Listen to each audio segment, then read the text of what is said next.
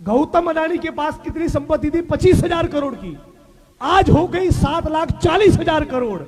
मुकेश अंबानी की हो गई 7,50,000 करोड़।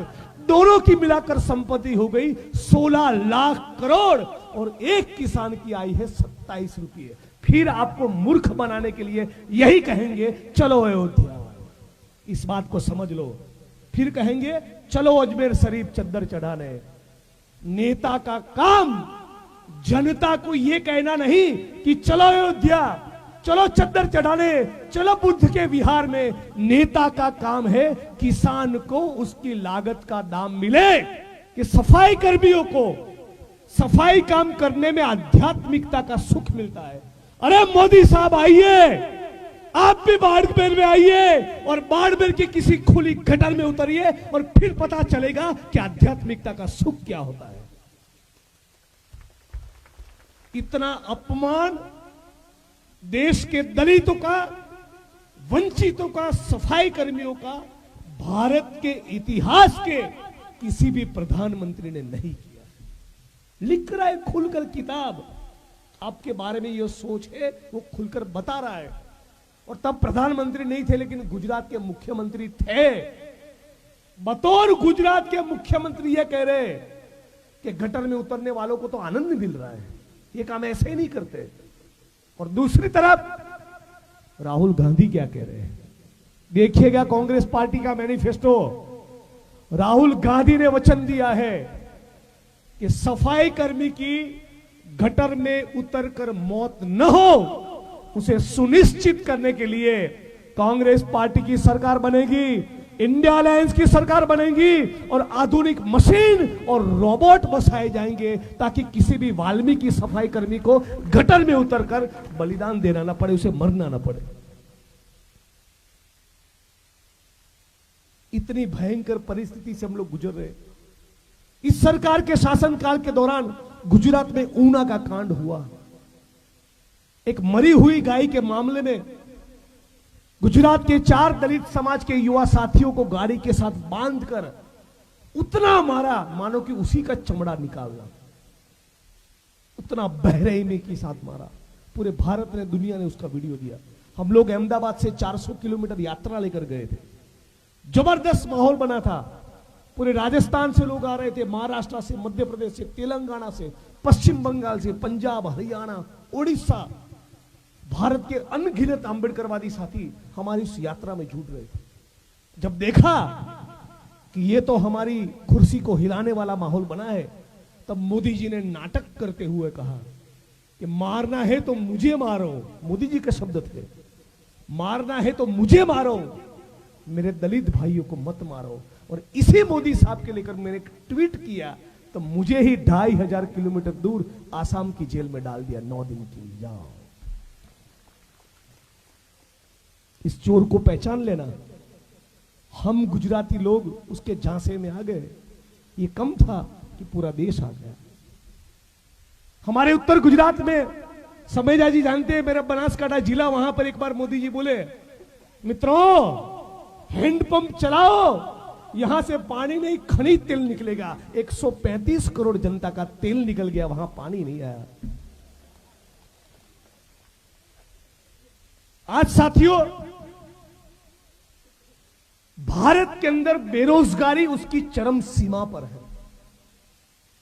आप जानते हैं, हर 2 घंटे के अंदर 3 विद्यार्थी आत्महत्याएं करते हैं। हर 2 घंटे के अंदर। यदि अभी 2:30 बजा है तो 4:30 बजे तक 2 घंटे के भीतर नौकरी या रोजगार नहीं होने के कारण इस देश में 3 युवा सुसाइड, आत्महत्याएं कर रहे हैं। और ये बोल रहा है मैं विश्व गुरु बनना चाहता हूं। आप सोचिए, खाली पड़े सरकारी पदों में भर्ती करने में कौन सा बड़ा रॉकेट साइंस चाहिए? सामान्य बात है ना।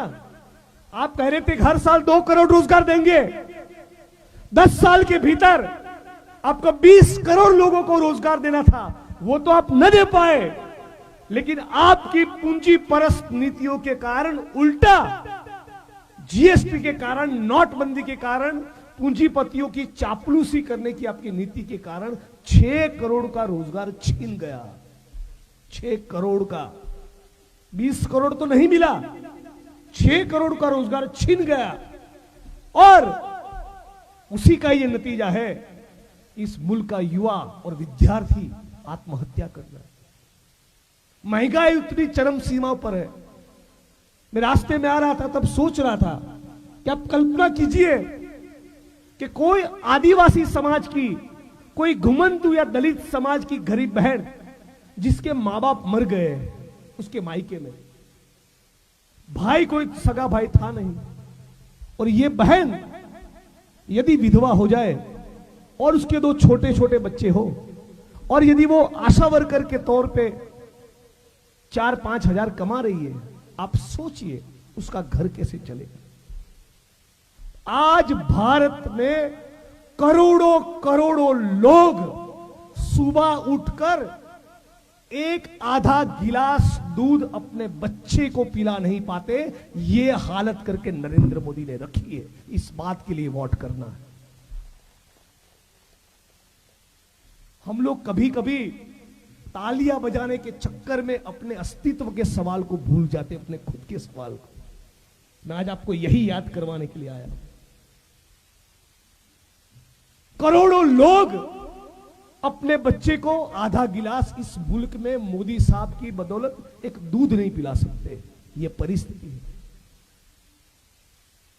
400 रुपये का आपका सिलेंडर 900, 1100, 1200 पे पहुंच गया। अपना ये हाथ अपने दिल पर रखकर अपने आप को पूछिए कि जिस सरकार ने आपका गैस का सिलेंडर 400 से 900 किया, 1000 किया, 1200 किया, यदि आप दोबारा उसी सरकार को लाएंगे तो आपका 1200 का सिलेंडर का 1500 होगा, 500 नहीं होगा, नहीं होगा और नहीं होगा। इस बात को समझना है।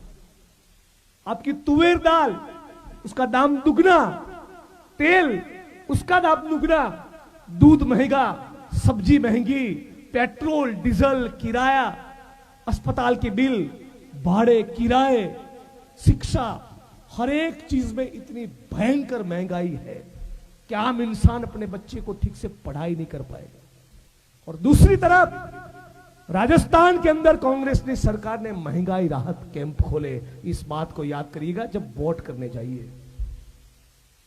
महंगाई राहत कैंप खोले, सिलेंडर सस्ता करके दिया, 25 लाख तक का मेडिकल बीमा प्रो फ्री करके दिया, 25 लाख तक का चिरंजीवी योजना। दलित हो, सवर्ण हो, हिंदू हो, मुस्लिम हो, ऊंचा हो, नीचा हो, काला हो, गोरा हो, गरीब हो, अमीर हो, जाओ। गहलोत साहब ने कहा था राजस्थान के किसी भी अस्पताल में जाओ, 25 लाख तक का आपका बीमा राजस्थान की सरकार पे करेगी, 25 लाख तक। इसको विकास कहते हैं, इसको काम कहते हैं। और अभी इस बार कांग्रेस पार्टी का मैनिफेस्टो कह रहा है, अब तमाम लोगों को नारे की तरह मेरे साथ बोलना भी पड़ेगा और आपके मोहल्ले में, आपके बूथ में जाकर इस बात को दोहराना भी पड़ेगा। इंडिया अलायंस की और कांग्रेस पार्टी की सरकार बनेगी तो कितने युवाओं को रोजगार मिलेगा 5 साल के भीतर? 30 लाख युवाओं को तमाम खाली पड़े सरकारी पद में भर्ती की जाएगी। बोलिए मेरे साथ, कितने युवाओं को रोजगार मिलेगा? यह आवाज बुलंद नहीं है। कितने युवा को रोजगार मिलेगा? परिवार की महिला मुखिया को कितने मिलेगा 1 साल का? 1 लाख। कितना मिलेगा? जिस युवा साथी ने डिप्लोमा किया, डिग्री की, उन युवा साथियों को महीने के 8,500 के हिसाब से 1 साल तक मिलेगा 1 लाख रुपया। कितना मिलेगा? किसानों का कर्जा माफ होगा, एमएसपी के लिए कानून बनेगा। और आप किसी प्राइवेट कंपनी में काम करते हो, किसी फैक्ट्री में काम करते हो, किसी के खेत में काम करते हो या मनरेगा योजना में काम करते हो, 400 रुपये से कम आपको किसी को भी मजदूरी नहीं मिलेगी। हर एक मजदूर का कम से कम न्यूनतम वेतन होगा 400 रुपये। तो मजदूर का न्यूनतम वेतन कितना? 400। किसानों का कर्जा माफ, एमएसपी को लेकर कानून, परिवार की महिला मुखिया को 1 लाख, डिप्लोमा डिग्री करने वाले युवा को 1 लाख पूरे साल के दौरान और 30 लाख खाली पड़े सरकारी पदों में भर्ती। ये बात जन जन तक, घर घर तक, अपने बूथ तक लेके जाइए। मैं आपको दावे के साथ कहता हूं, किसी के बाप की औकात नहीं बेनीवाल जी को चुनाव हरा के दिखाए।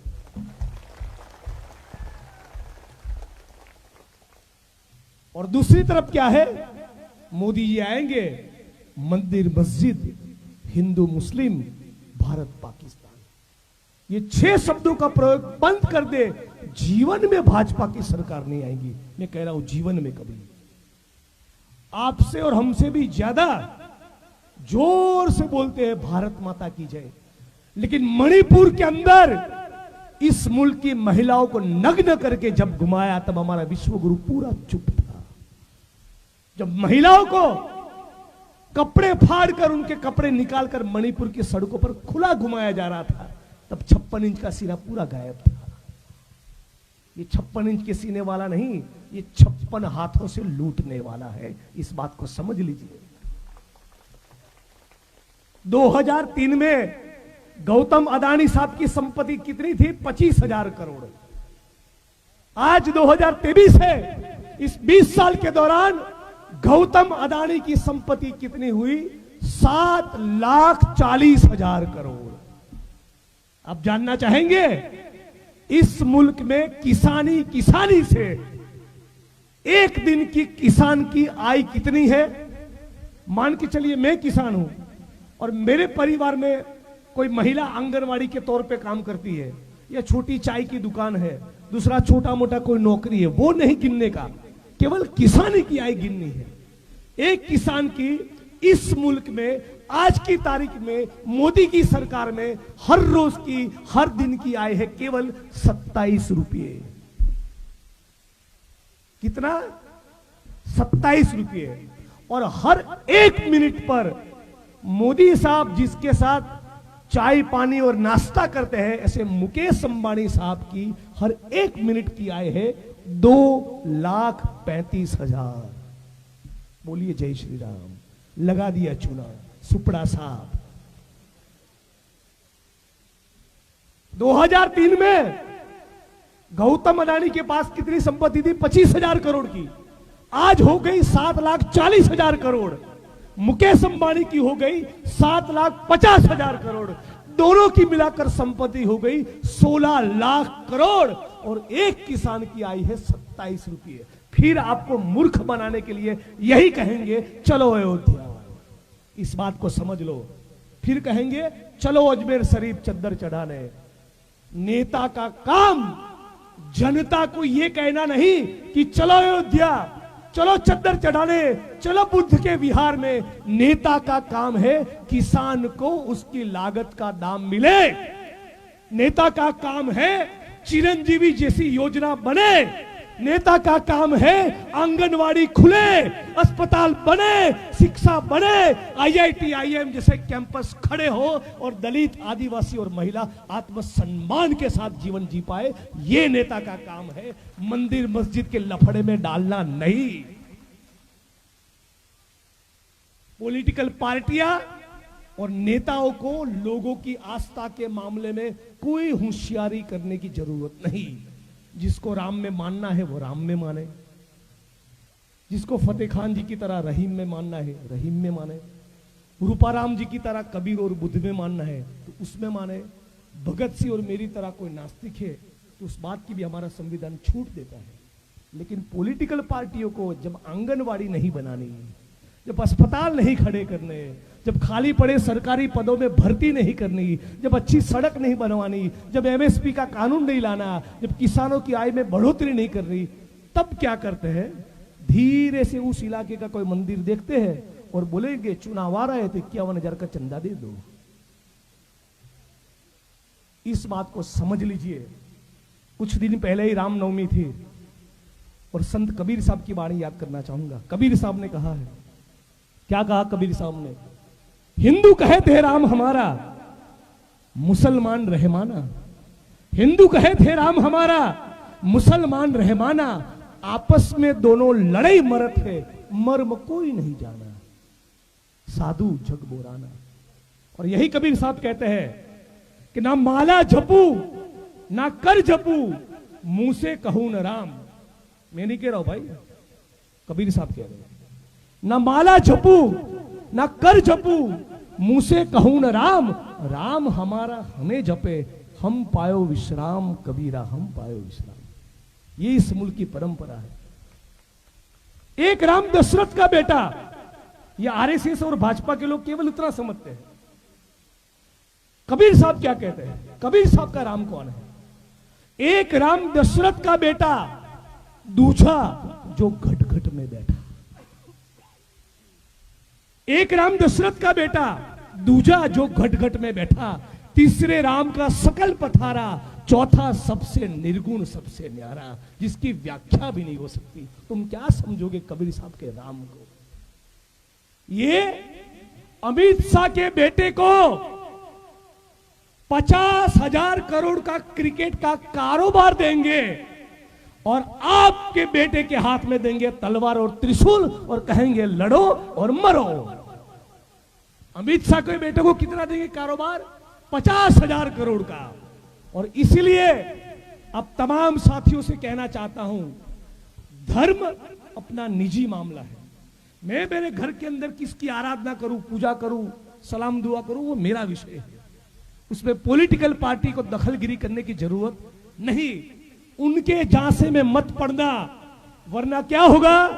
अमित शाह का बेटा प्रीति जिंटा के साथ बगल में खड़ा रहकर क्रिकेट का बल्ला घुमाएगा और आपका बेटा जयपुर की सेंट्रल जेल में जाएगा। इस बात को समझ लीजिए। ये मंदिर मस्जिद के नाम पे जो आपके बीच में जो तलवार और त्रिशूल लेकर आते हैं, उनको कहना चाहूंगा, हम लोग तो मोहब्बत की दुकान वाले लोग हैं। हम लोग कांग्रेस पार्टी से हैं। तुम तलवार और त्रिशूल बांटो, हम डॉक्टर भीमराव बाबा साहब अंबेडकर का संविधान बांटेंगे। इस बात कहने के लिए आए हैं।